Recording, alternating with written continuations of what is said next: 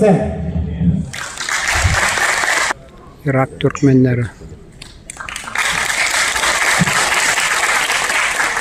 Ruhundan yansısının ruhundan ondan sonra kan sondan sonra kan aynı birlik izler dağlı dökülür nasıl doğru akılın başlıyor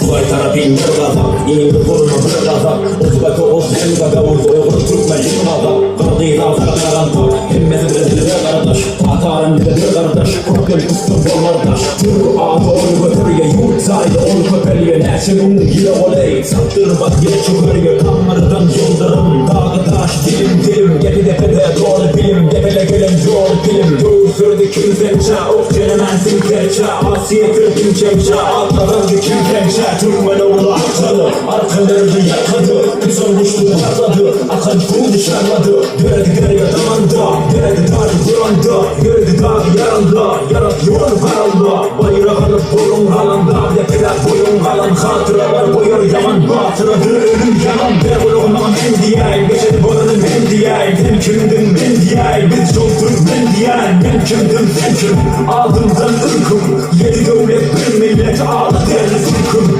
Devoloğundan en diyeyim, geçedi boranın en diyeyim Ben kimdim ben diyeyim, biz yoldur ben diyeyim Ben kimdim ben kim, aldımdan ırkım Yedi devlet bir millet ağlı derdi ırkım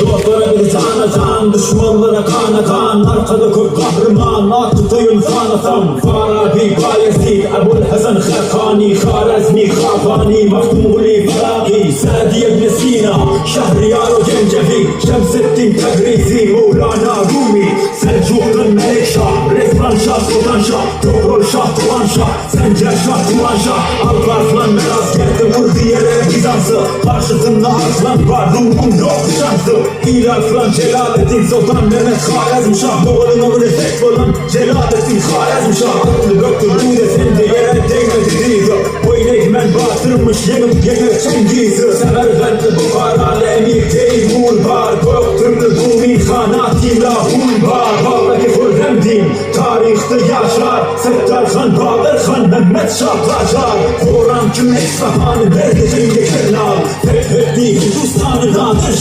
Şah Alttaki Husru Melik Emadetin Zengi Bayram Khan Bahari Sultan Mehmud Gaznevi Akkara Koyunlu Osman Kara Türkmen Arkada var Göroğlu Hiç Osman Türkmen Başımdan bir yukarıda Şahı burada Süleyman Kâbir'e hiç boyun eğmen Kalbada doğru iman Ertuğrul